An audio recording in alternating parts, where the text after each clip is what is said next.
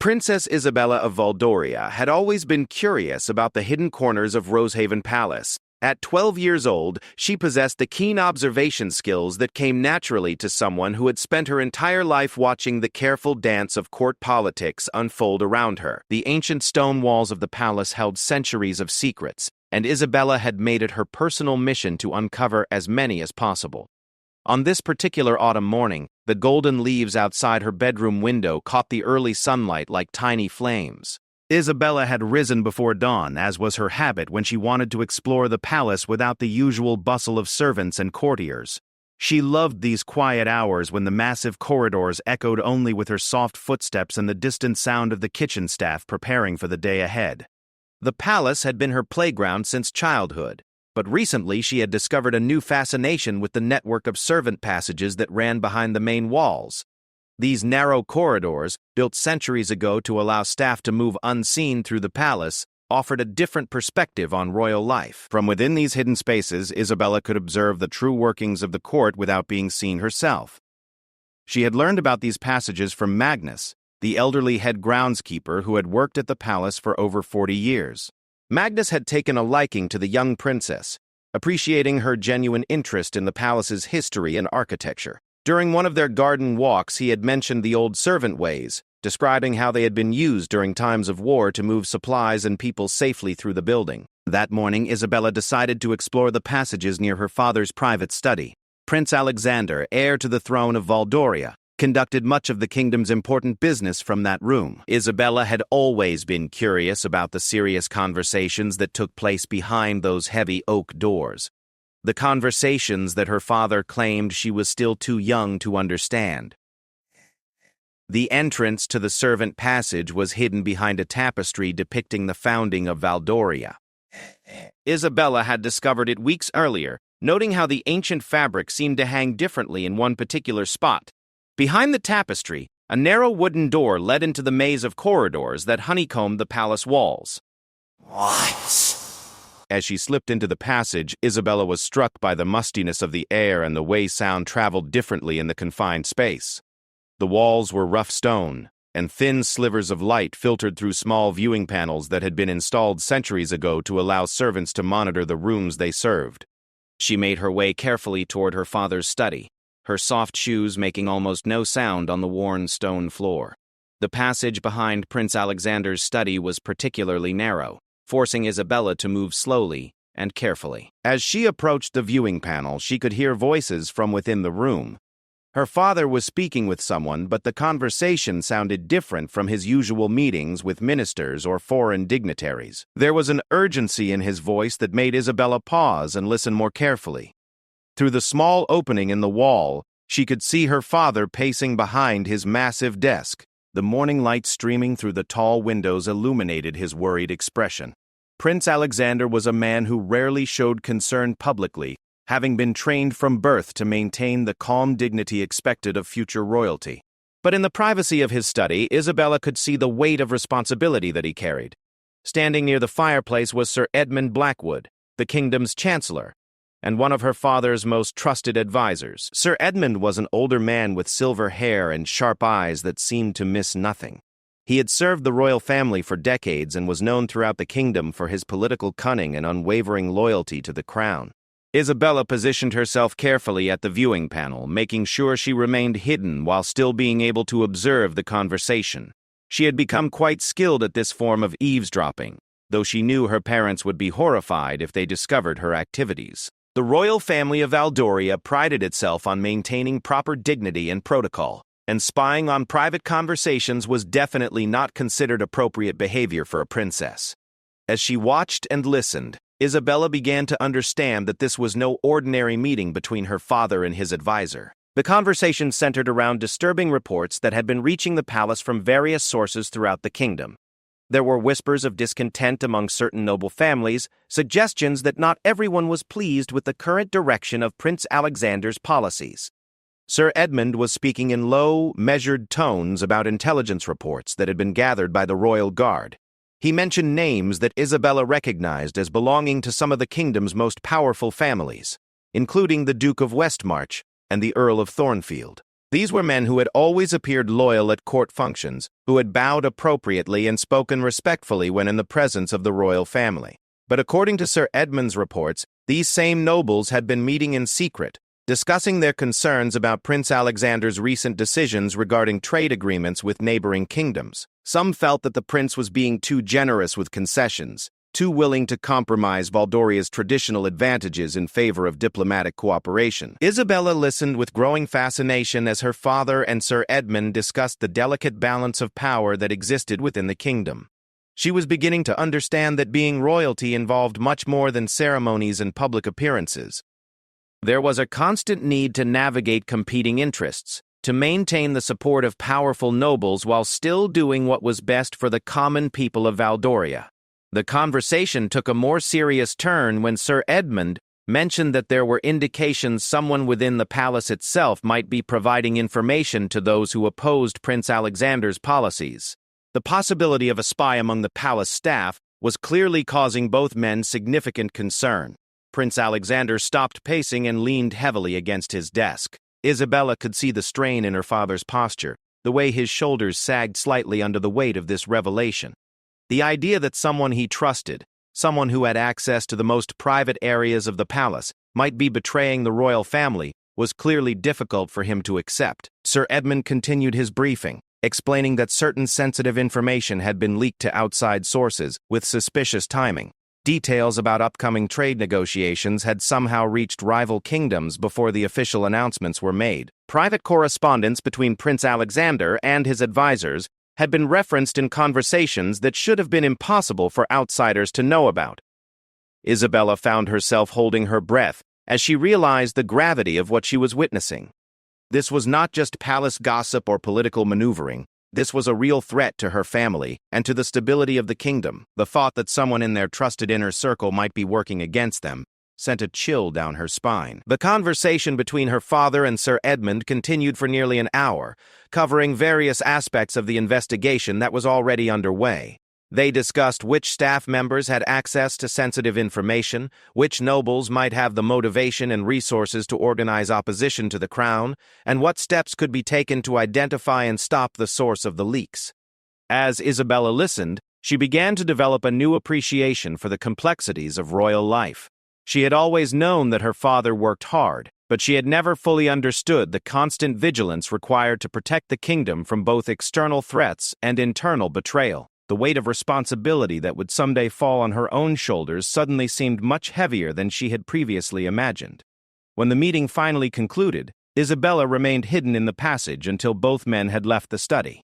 She then made her way back through the narrow corridors to her own chambers, her mind racing with everything she had heard. The palace suddenly felt different to her, less like a secure family home and more like a place where danger might lurk behind any door. As she emerged from behind the tapestry and returned to her bedroom, Isabella realized that her childhood innocence had been forever changed by what she had witnessed. She was no longer just a curious princess exploring hidden passages for adventure. She was now someone who understood that the royal family lived under constant threat and that their survival depended on their ability to identify and neutralize those who would work against them. The morning sun had climbed higher in the sky, and soon the palace would be fully awake with the normal activities of court life. But for Isabella, nothing would ever be quite normal again. She had been given a glimpse into the shadow world that existed alongside the public face of royalty, and she knew that this knowledge would change how she saw everything around her.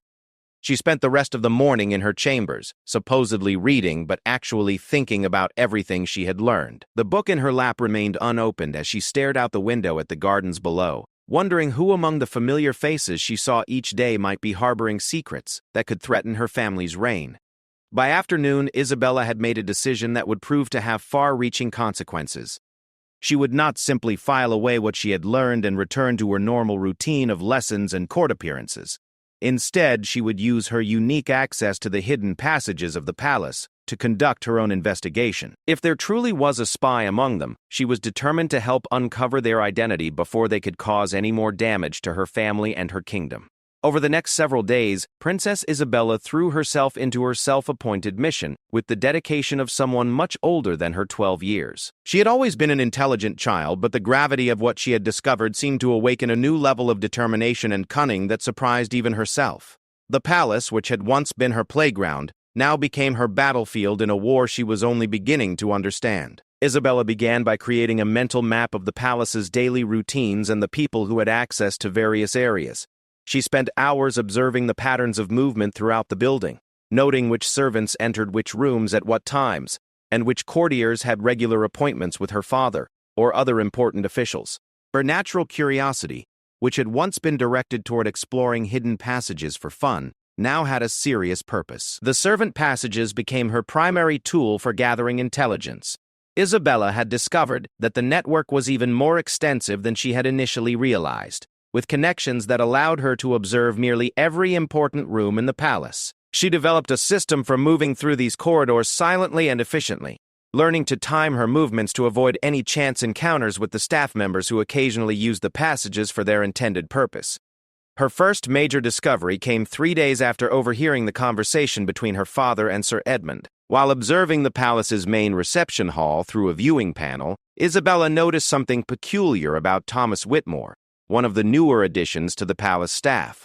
Thomas had been hired 6 months earlier as an assistant to the head butler, and his duties included serving refreshments during important meetings and maintaining the guest chambers used by visiting dignitaries. What caught Isabella's attention was Thomas's behavior during a meeting between Prince Alexander and the ambassador from the neighboring kingdom of Astoria.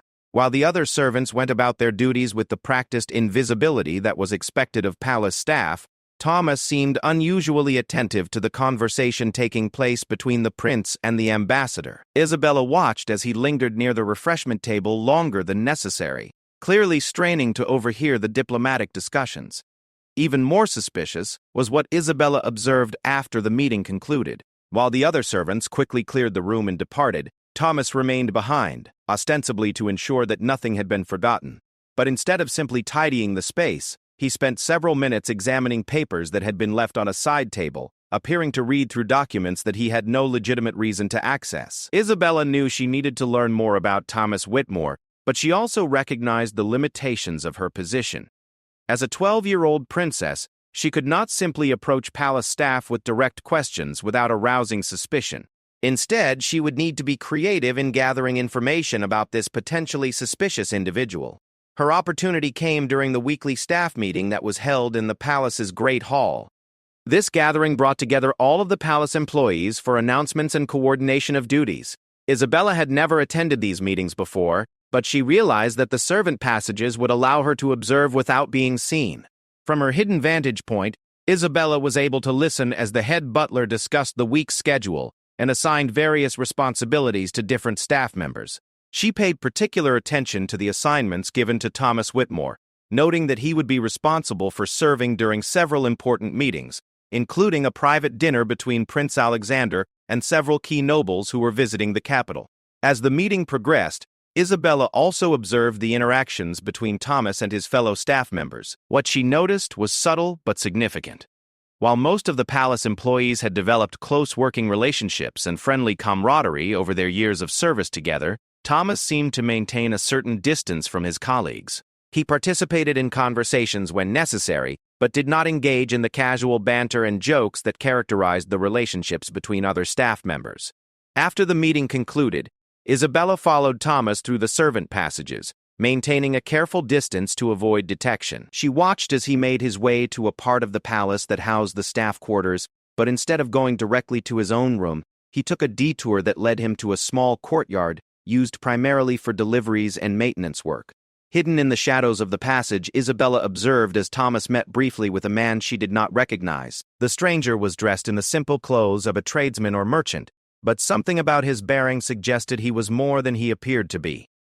The conversation between the two men was brief and conducted in low tones that made it impossible for Isabella to overhear specific words, but the secretive nature of the meeting was unmistakable. The exchange that followed confirmed Isabella's suspicions about Thomas. The stranger handed him a small cloth pouch that clinked softly, suggesting it contained coins. In return, Thomas passed the man a folded piece of paper that he had concealed in his jacket. The entire transaction took less than a minute, after which both men departed in different directions, clearly trying to avoid being seen together. Isabella remained hidden in the passage until she was certain both men had left the area. Her heart was racing with the excitement of discovery, but also with the fear of what this meant for her family and the kingdom. She had just witnessed what appeared to be the transfer of information and payment between Thomas Whitmore and an unknown contact outside the palace. This was exactly the kind of betrayal that her father and Sir Edmund had been discussing. The challenge now was determining what to do with this information. Isabella knew she could not simply approach her father or Sir Edmund with her story. They would want to know how she had obtained this intelligence, and revealing her activities in the servant passages would likely result in restrictions that would prevent her from conducting any further investigation. She needed more concrete evidence before she could risk exposing her methods. Over the following days, Isabella developed a more systematic approach to monitoring Thomas Whitmore's activities. She created a schedule for herself that allowed her to observe key areas of the palace when Thomas was most likely to be present. She also began paying closer attention to the timing of his duties relative to important meetings and events that took place in the palace.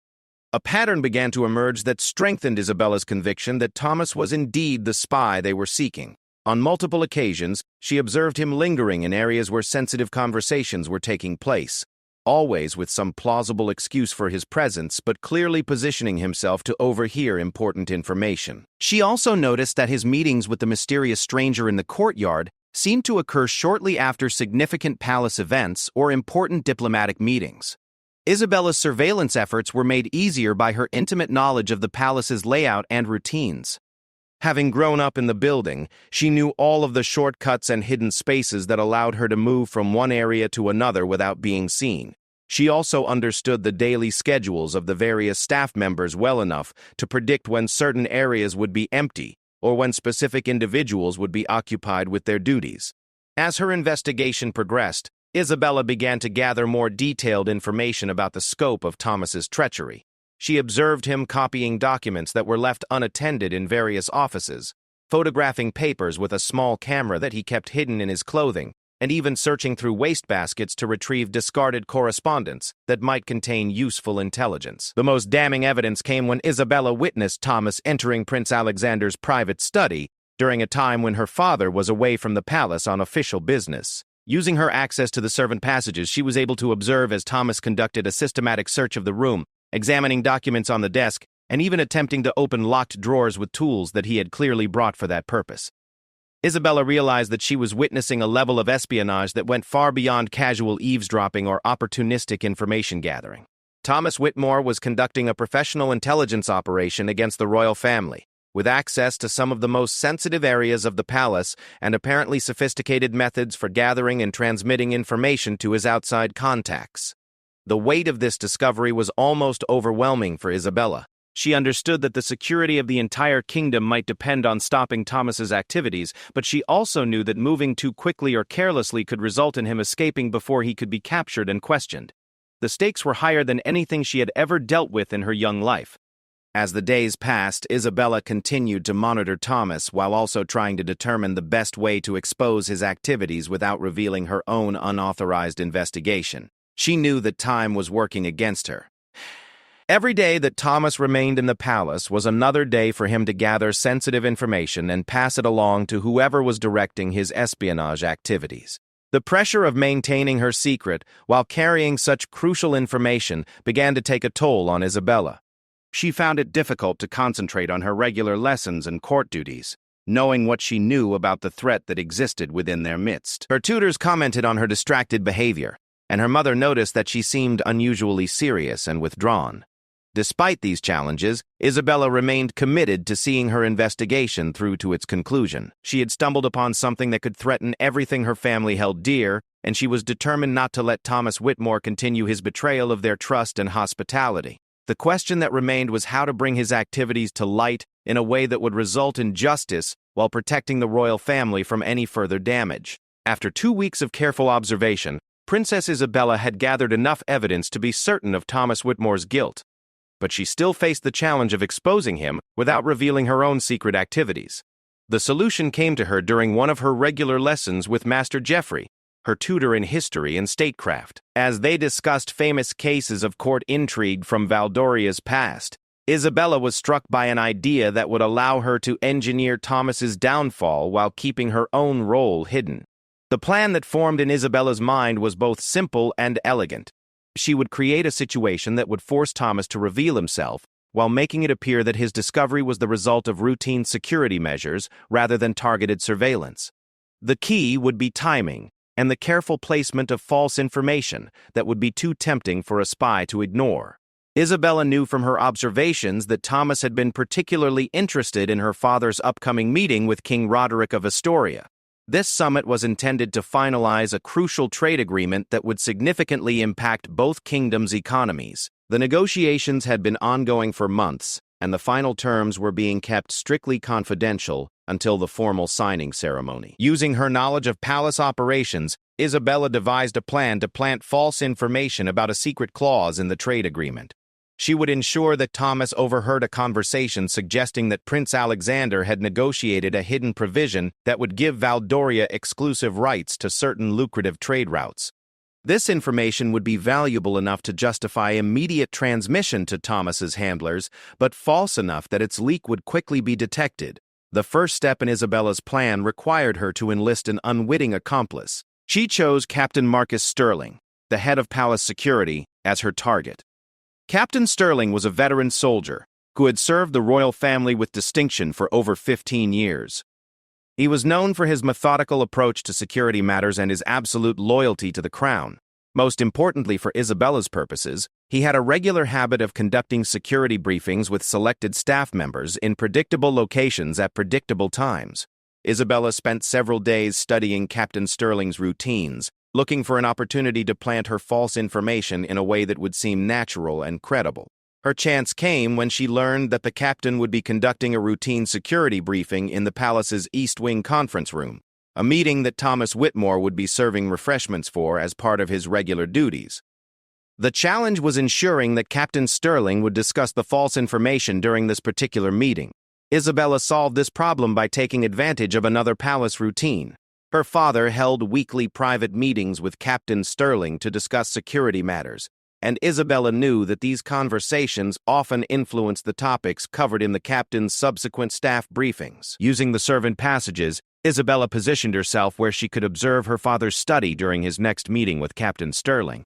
When the meeting concluded and the captain departed, Isabella waited for her father to leave the room as well.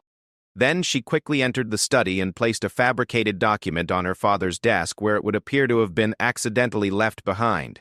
The document, which Isabella had carefully crafted to look authentic, contained details about the supposed secret clause in the trade agreement with Astoria. She had spent hours studying genuine palace documents to ensure that her forgery would pass casual inspection. The paper contained official seals and formatting that matched real diplomatic correspondence, making it appear to be a legitimate briefing document that had been carelessly misplaced. Isabella's timing was precise.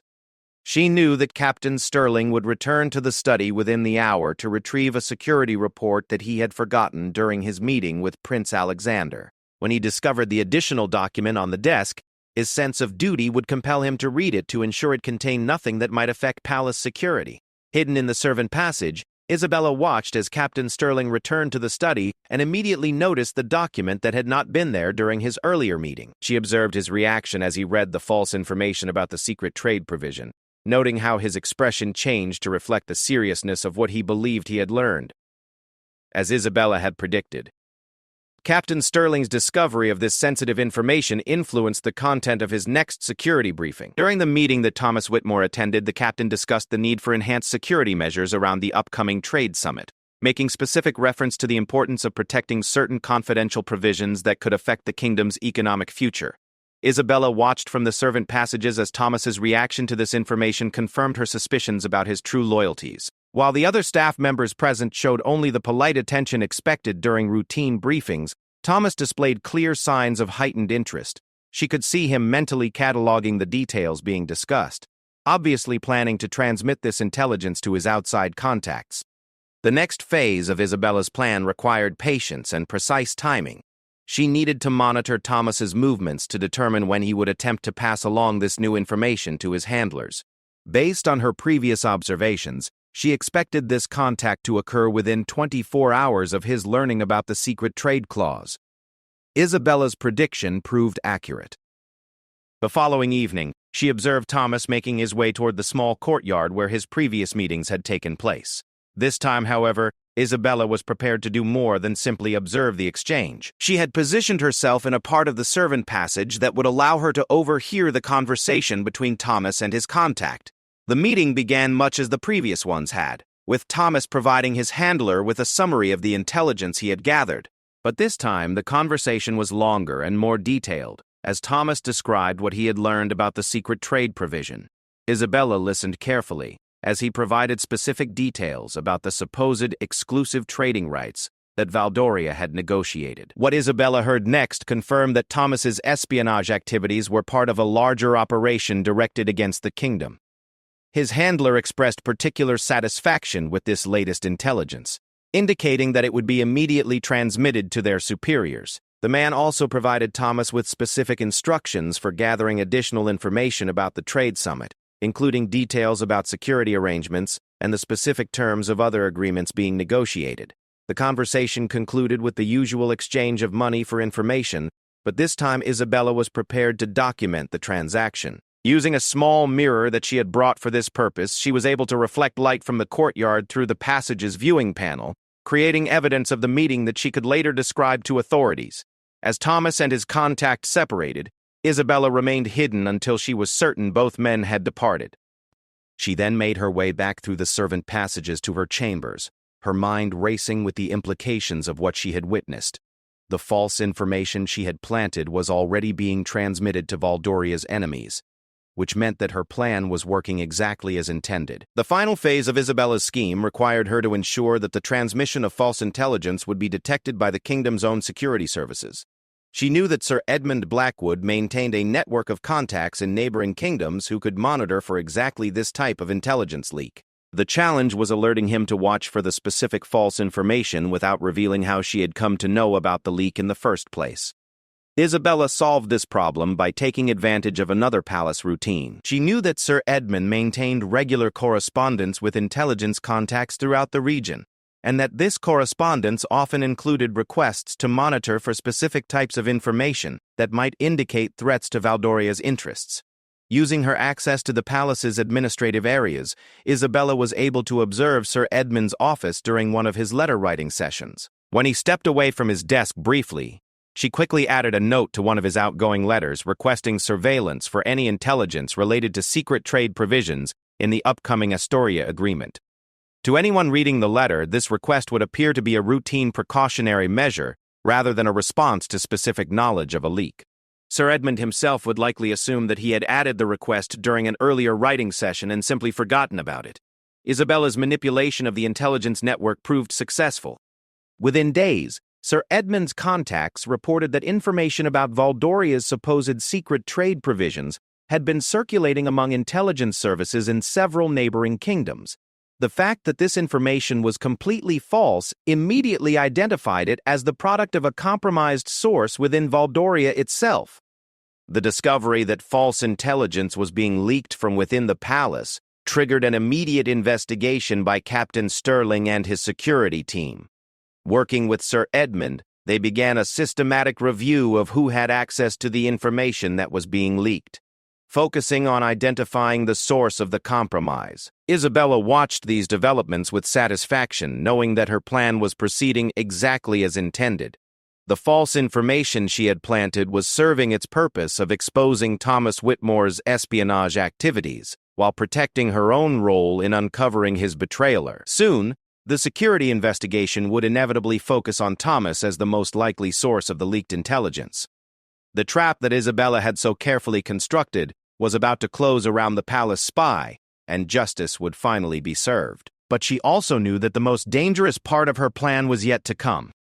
Once Thomas realized that he was under suspicion, he might become desperate and unpredictable, potentially threatening the safety of everyone in the palace. The security investigation that followed the discovery of the leaked false intelligence moved with the methodical precision that Captain Sterling brought to all of his operations.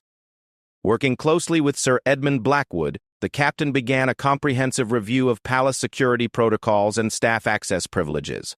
However, Isabella soon realized that their systematic approach, while thorough, might give Thomas Whitmore enough time to realize he was under suspicion and potentially escape before he could be apprehended. Isabella continued her covert surveillance of Thomas, now with the added urgency of knowing that the official investigation was closing in on him. What she observed over the next few days confirmed her concerns about the pace of the formal investigation. Thomas was clearly becoming aware that something had changed in the palace's security posture. She noticed him paying more attention to the movements of the palace guards and showing increased caution in his own activities. The turning point came 3 days after the investigation began. Isabella was monitoring Thomas from the servant passages when she observed him having a whispered conversation with Margaret Thornfield, one of the palace's senior housekeeping staff. Margaret had worked at the palace for over 20 years and was generally regarded as completely trustworthy. However, the secretive nature of her conversation with Thomas immediately raised Isabella's suspicions. From her hidden vantage point, Isabella could not hear the specific words being exchanged, but the body language of both participants suggested they were discussing something of significant importance. Margaret appeared agitated and concerned, while Thomas seemed to be trying to reassure her about something. The conversation concluded with Margaret nodding reluctantly and Thomas patting her shoulder in what appeared to be a gesture of gratitude. Isabella realized that she might have stumbled upon evidence of a broader conspiracy within the palace. If Margaret Thornfield was also involved in the espionage operation, it would explain how Thomas had been able to access so many sensitive areas without arousing immediate suspicion. As a senior member of the housekeeping staff, Margaret had master keys to virtually every room in the palace and could move freely throughout the building without question. The possibility that the spy network included multiple palace employees significantly complicated the situation. Isabella knew that Captain Sterling's investigation was focused on identifying a single source for the intelligence leaks, not uncovering a broader conspiracy. If Thomas and Margaret realized they were under suspicion, they might be able to coordinate their activities to avoid detection or even to eliminate evidence of their betrayal. Isabella decided that she needed to gather more information about Margaret's potential involvement before the official investigation proceeded further. Over the next day, she expanded her surveillance to include monitoring Margaret's activities as well as Thomas's. What she discovered confirmed her worst fears about the scope of the conspiracy within the palace. Margaret Thornfield was indeed working with Thomas Whitmore, but their relationship appeared to be more complex than a simple partnership. Based on what Isabella observed, Margaret seemed to be the senior partner in their espionage operation. She was the one providing guidance and direction to Thomas, rather than simply assisting with his activities. This suggested that the spy network had been established long before Thomas's arrival at the palace. The implications of this discovery were staggering. If Margaret had been operating as a spy for 20 years, she would have had access to decades of sensitive information about the royal family and the kingdom's policies. She would also have had ample opportunity to recruit additional assets within the palace staff, potentially creating a network of compromised employees that could threaten the security of the entire royal household. Isabella realized that she needed to accelerate the timeline for exposing the conspiracy. The methodical approach being taken by Captain Sterling and Sir Edmund might be appropriate for identifying a single rogue employee, but it was inadequate for dealing with an established spy network that had been operating for years. She needed to find a way to force both Thomas and Margaret into the open before they could take steps to protect themselves or eliminate evidence of their activities. The opportunity Isabella was looking for came when she learned that Margaret had requested permission to conduct a special cleaning of the royal archives. This repository contained centuries of sensitive documents related to the kingdom's history, diplomacy, and military affairs. Under normal circumstances, access to the archives required special authorization and supervision, but Margaret's senior position and long record of trusted service had apparently convinced the palace administration to grant her unusual latitude. Isabella realized that Margaret's request to access the archives represented either an attempt to gather particularly valuable intelligence or an opportunity to eliminate evidence of her long-term espionage activities. Either possibility required immediate action to prevent irreparable damage to the kingdom's security.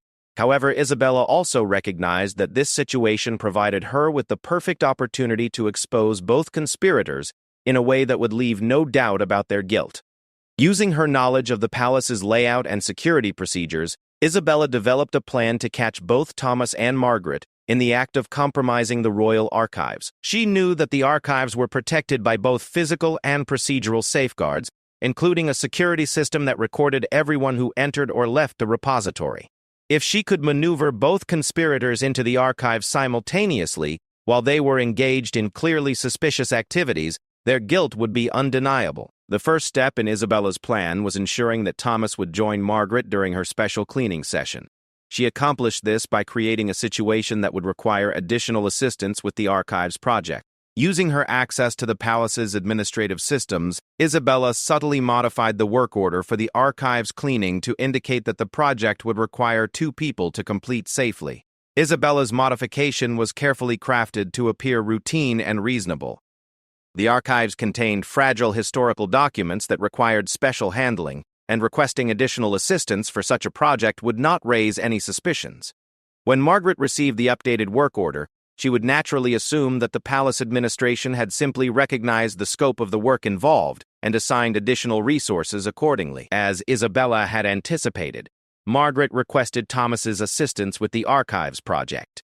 Their collaboration on this assignment would provide them with an ideal opportunity to access sensitive documents together while maintaining the cover of legitimate palace maintenance work.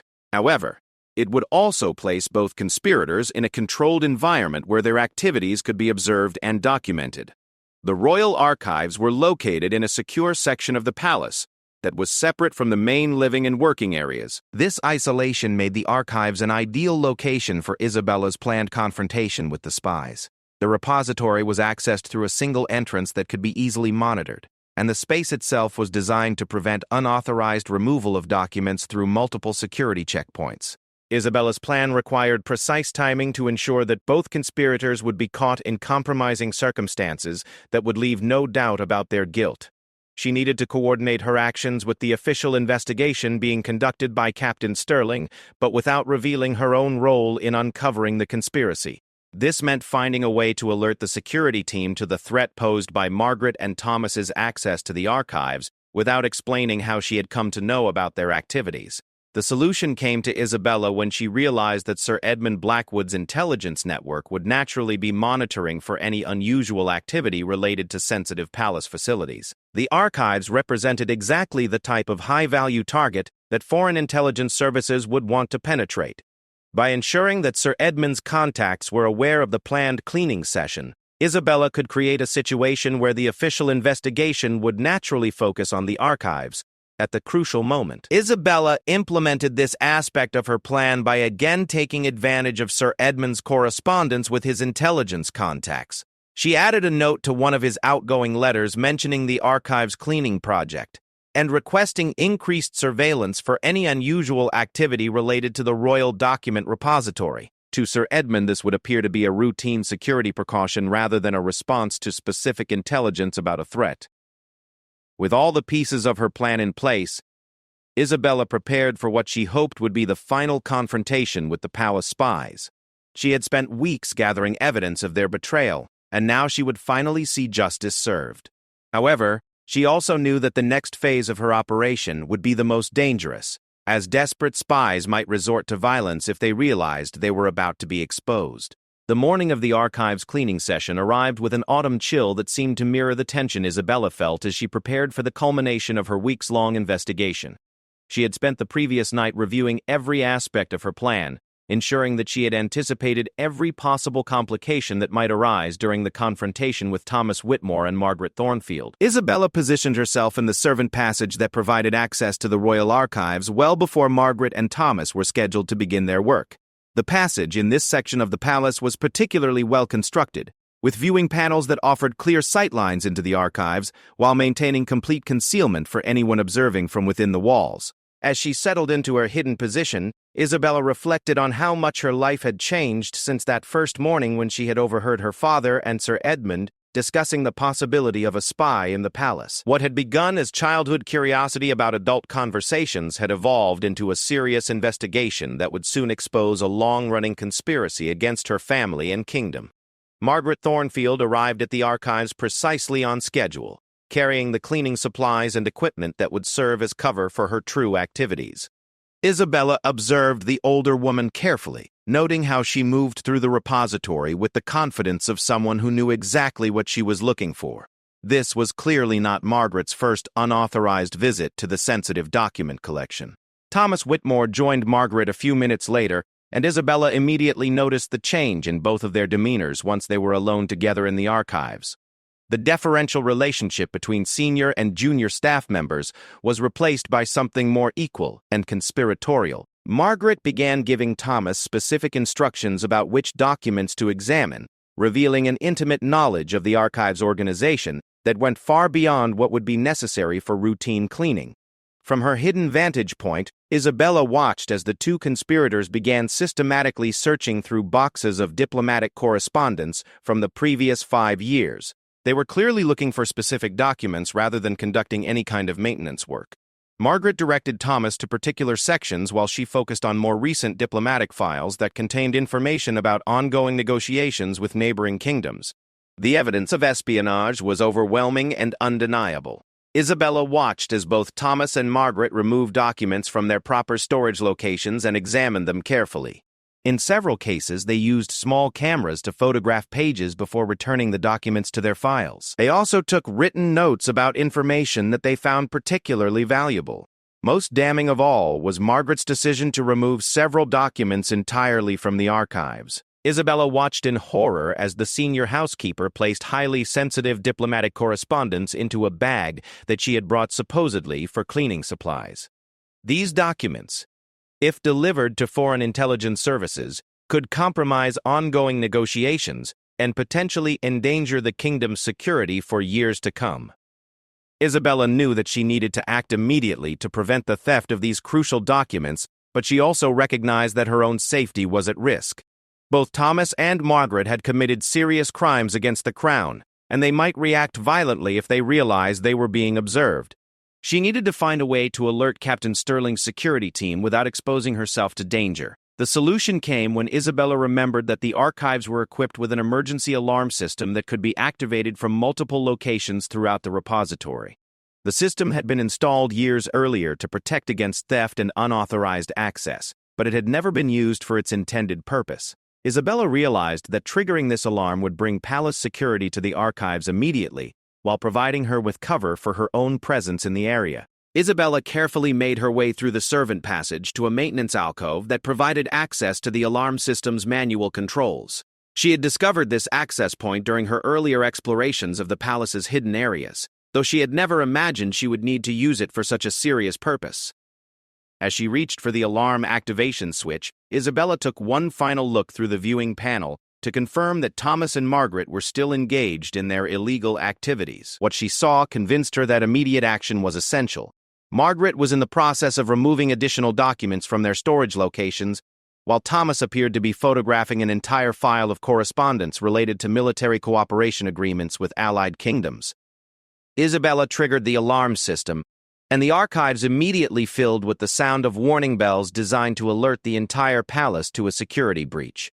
The effect on Thomas and Margaret was immediate and telling. Instead of reacting with the confusion that innocent palace staff would show in response to an unexpected alarm, both conspirators immediately began destroying evidence of their activities. Thomas quickly dismantled his camera equipment and attempted to hide the components in his cleaning supplies, while Margaret frantically tried to return stolen documents to their proper locations. Their practiced response to the emergency clearly indicated that they had anticipated the possibility of discovery and had prepared procedures for eliminating evidence of their espionage activities. Isabella remained hidden in the servant passage as the sound of running footsteps echoed through the corridors leading to the archives. Captain Sterling and his security team arrived within minutes of the alarm activation, followed closely by Sir Edmund Blackwood and several other senior palace officials. The rapid response demonstrated the effectiveness of the palace's security protocols when dealing with potential threats to sensitive facilities. The confrontation that followed was swift and decisive. Captain Sterling's team immediately secured the archive's entrance to prevent anyone from leaving while they assessed the situation.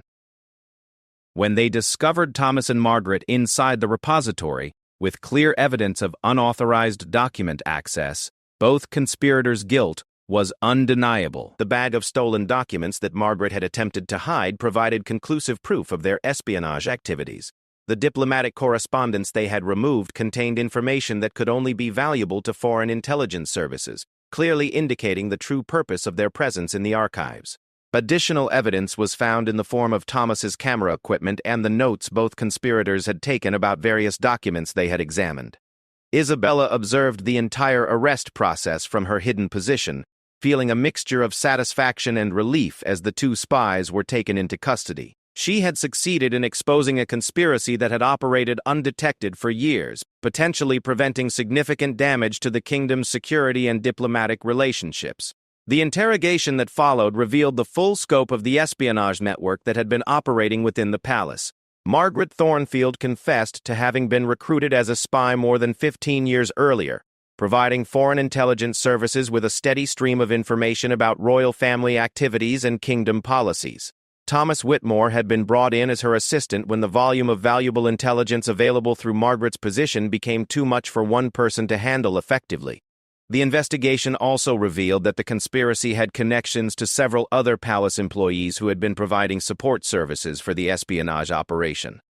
These individuals had not been directly involved in gathering intelligence, but had helped create opportunities for Margaret and Thomas to access sensitive areas and information without arousing suspicion. The full extent of the damage caused by the long-running spy operation took weeks to assess completely. Sir Edmund's team had to review years of diplomatic correspondence and policy decisions to determine what information had been compromised and what strategic advantages might have been lost to rival kingdoms. The process was complicated and painstaking, but it was essential for understanding the true cost of the betrayal and developing countermeasures to prevent similar infiltration in the future. For Isabella, the successful conclusion of her investigation brought both pride and a sobering realization of the responsibilities that would someday rest on her shoulders as a member of the royal family. She had proven to herself that she possessed the intelligence and determination necessary to protect her family and kingdom from those who would threaten their security. But she had also learned that the price of royal privilege was eternal vigilance against those who would exploit trust and access for their own purposes. In the weeks that followed the arrest of the spies, Isabella returned to her normal routine of lessons and court duties, but with a new appreciation for the complexities of royal life. She continued to explore the palace's hidden passages, but now with a greater understanding of why such surveillance capabilities might be necessary for protecting the security of the royal household. The servant passages that had once been merely a playground for her curiosity had become an important tool for safeguarding her family's future. Isabella knew that she would need to continue developing her skills as an observer and investigator, as the threats to royal security were likely to evolve and adapt over time. The successful exposure of the palace spy network had also strengthened Isabella's relationship with her father, though Prince Alexander never learned of his daughter's role in uncovering the conspiracy. The official investigation credited the discovery to routine security procedures and intelligence monitoring, protecting Isabella's secret, while ensuring that the appropriate lessons were learned about the importance of constant vigilance in protecting sensitive information. As Isabella looked toward her future role as a leader of Valdoria, she carried with her the knowledge that protecting a kingdom required much more than ceremonial duties and public appearances. Real security came from understanding the threats that existed in the shadows and having the courage and skill to confront those threats before they could cause irreparable damage to everything that mattered most.